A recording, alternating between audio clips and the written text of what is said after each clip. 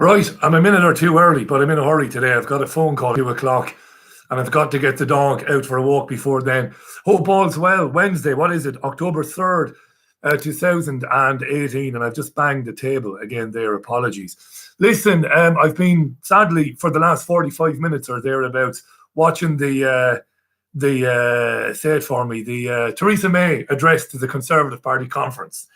And it's been as dull and as bland and as uninspiring and as said for me, as predictable as you'd expect there. A lot of Corbyn bashing there, a lot of sinister talk about trolling and online abuse and what might need to be done about that.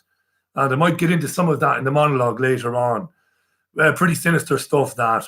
And a lot of nonsense about how wonderfully inclusive everything is because Sajid Javid's father got on a plane from Pakistan and now he's the Home Secretary, and Ruth Davidson is Scotland's First Minister, and she's expecting a baby with her girlfriend. That's all lovely.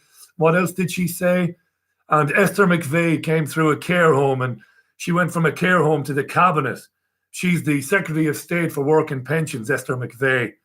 And she was in a care home, and that can't have been very nice, and nobody would mock that or laugh at it. But you think you might just remember what it was like to have sod all, what it was like to be miserable, what it was like not knowing whether you'd be alive next week or the week after when you're in charge of, you know, disability pensions and you know, what do they call it? Universal credit, of course, and all the other things that they're screwing up. So May's been banging on there. She's been speaking about Brexit as well and the Chequers plan. So, yeah, it's still going on in there. Yeah. I might just pick out one or two bits of it a bit later on. Hey, listen, really interesting story in the Daily Mail yesterday. Now, for listeners to programs like mine, I was going to bring it up here. Again, I can't show you how to do it. Hayden is going to give me a bit of a briefing on how to put web pages on screen and all of that. I bet it's pretty simple, but I'm a technical numpty. I've never been able to do much with technical things. Somebody noticed that very nice hi-fi separate system yesterday, which is old. It's a bit of an antique, but it still sounds lovely. No, I didn't put it together. No, obviously not. I have a friend who did. I am that crap, and when things go wrong, I do obviously give a shout to the amazing Paul Ripley at Fab Radio, who pops in and does the engineering for me. I'm not as bad as I make myself out to be, but when it comes to putting wires into various sockets and stuff, I prefer to get a man or a woman, you misogynistic bastard, a person who knows what they're doing. A few comments coming in there. How you doing? Claire, Drew, Yvette, Paul, how you doing, Paul? Alternative Scope and Angelic Inspirations. How we all doing there? Talking about blocking people, Paul. I don't block people. I ignore people. I don't block people. There are little men in the world and their penises are like this and they hide in spare bedrooms in their parents' house and they say things about people they've never met.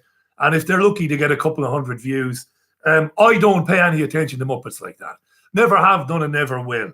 My program goes out to nearly 750,000 people a week across several platforms. We've got nearly 80,000 live listeners a night. It's the #1 most downloaded podcast on Podomatic. It's on Spotify. It's everywhere. I couldn't give a shit about some bedwetting panty sniffer. And there are plenty of them. And I talked about them in the program that I did yesterday. So no, I don't care about trolls and people and what people have to say. Back to the Daily Mail yesterday. This is fascinating because I've been covering this for years with people whom were called crazy for saying what they said about diet drinks and about the sweeteners that go into them. But I noticed this last night, just after I finished the Richie Allen Show, on the Daily Mail, written by Stephen Matthews. Artificial sweeteners found in Diet Coke and other soft drinks could damage your gut bacteria. And they listed 6 sweeteners, aspartame being one of them. And if I just go down here, I'll bring up 1 or 2 more. Aspartame, sucralose, saccharine, neotame, advantame, and acesulfame are potentially affecting your healthy gut microbiome. Now, Many, many years ago, when I started doing programs like this, I was introduced to a woman called Betty Martini. Wonderful woman. Very well briefed woman, very eccentric woman, in fact, but a lovely woman. She was last on the program, I think, about a year and a half ago. And way back then, Betty was telling people about how aspartame was passed as healthy. It was, now I've not got any notes in front of me, just off the top of my head, GD Searle was the company, wasn't it, that introduced aspartame, the sweetener. But not only that, Donald Rumsfeld, who's spent two separate terms as US Defense Secretary, Rumsfeld was involved in corruption. Can I bring it up there somewhere? I don't want to say something that isn't true. But Rumsfeld was very influential in getting aspartame passed, which most people, even, I know the Daily Mail did the story yesterday, but if you go back over the last 10, 15 years, it's like every 3 or 4 months or every 6 or 8 months, some mainstream news or commercial news outlet will mention that aspartame and sweeteners are potentially carcinogenic or are potentially dangerous. So look up Donald Rumsfeld and GD Searle and figure you'll find out how it came to be passed despite the grave concerns about the safety of it at the time. So there you go. So that's an interesting one, that.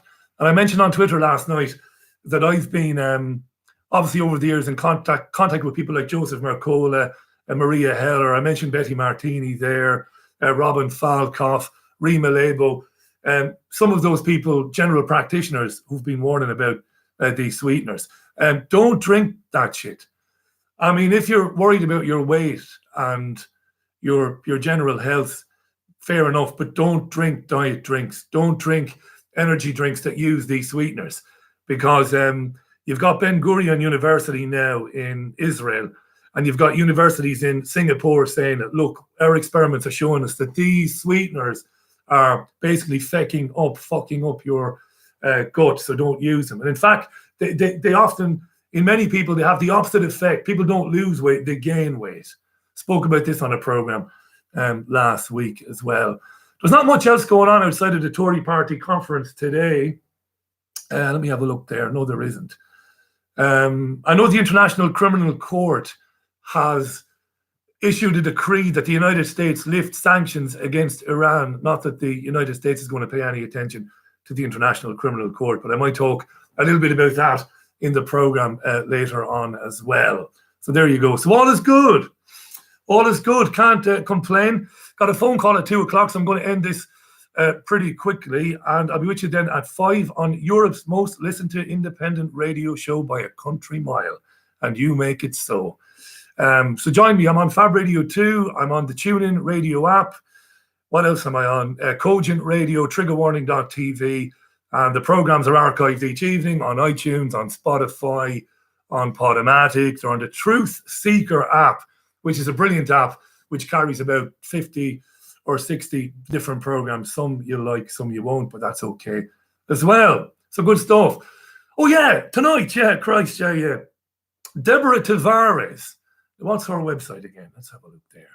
Of stopthecrime.net.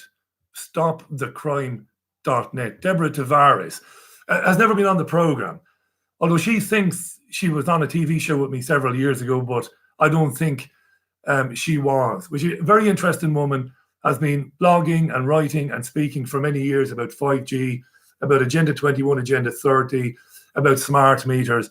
She sent me a very interesting news article about this country last night that I didn't see, and it's about our drinking water, and it's about our rivers, and it's about untreated sewage that goes into our rivers, and how so much of the drinking water that's coming from our aquifers, from our reservoirs and our rivers, is potentially not safe to be drinking. I had a very good look at that, because one of the things you are concerned about is scaremongering. And I had a very good look this morning at the information she sent to me. And what I like about this lady, again, whom I have not spoken to in the past, is that she's looked very hard at the evidence before sending it through. All is not right with the drinking water in this country. And she might get into that during the program later. She's the only guest, by the way, today. She's going to be on for about 75 minutes. So if you've got anything to say to her, do tweet it to me during the program It's at Richie Allen Show on Twitter. At Richie Allen Show on Twitter. Alrighty, good stuff. Right, so I'll see you today then at 5. Fab Radio 2, TuneIn Radio, and richieallen.co.uk. I had a question about the website as well. Am I getting emails that come through the website? Sometimes I am, and sometimes I'm not. I'm working on that. Remember, there's only me. It's just me. Chief cook, bottle washer, producer, editor, presenter, the whole works. I'm the guy who puts the YouTube videos on the internet. I'm the guy who puts the podcasts on. So I'll have a look at that and see, is it happening that one or two people are sending me stuff through the website and I'm not getting it? And if I do, if I can figure that out, I'll figure it out very quickly. Right, good stuff. That Muppet May dancing on stage. Yes, I did. She came on stage to Dancing Queen, Theresa May, lampooning the Maybot thing, I suppose. She was out in, where was she again? She was in Africa, wasn't she? She was dancing. I did, mate, for my sins, I did watch the first half an hour, the first 40 minutes of May's speech. Right, I'm out of here. I'll see you at 5. Usual channels. Deborah Tavares is the guest. Coming up on the program tomorrow, Pippa King returns to the program. And I'll also have Maria Heller joining me for the first time in months as well. That's tomorrow, Thursday. And in lieu of Monday, I'll be on the air with you very early Friday afternoon. That's early Friday afternoon for a kind of a afternoon lunchtime show there. I've had one or two questions about things that Mickey Summers said last night about Melanie Shaw, and one or two people asking me, why did you kind of endorse what Mickey said, Richie? Well, because what Mickey said about Melanie's trial not being held in secret, and the fact that he was there, and that it was all above board as far as he can tell, that's the information that I have. Melanie Shaw was a victim of the most disgusting and sickening child abuse. I have no doubt about that. And like every other victim of child abuse, she deserves compensation, she deserves restitution, and she deserves for it to come to pass that the people who covered it up are outed for covering it up and that they go to prison. Spoke to Melanie twice on the radio. I spoke to her a few times off air on the phone. She's somebody who was very damaged by what happened to her. But Melanie also has been a naughty girl at times. She's done one or two things that, I can understand, again, because of what happened to her and her state of mind, but things that did get her in trouble with John Law.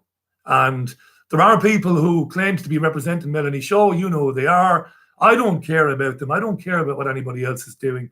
But they've been making grand statements about Melanie and about why she's incarcerated, and they're not telling the truth.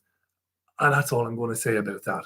All right, but let's hope that when she is released from prison, that she'll be looked after and that she can get back on her feet and get her head together and get counselling and psychotherapy. All right, okay. Right, I'm going to love you and leave you. I'll see you at 5. Until then, bye from me. Bye now, bye. Bye. How do I stop this thing?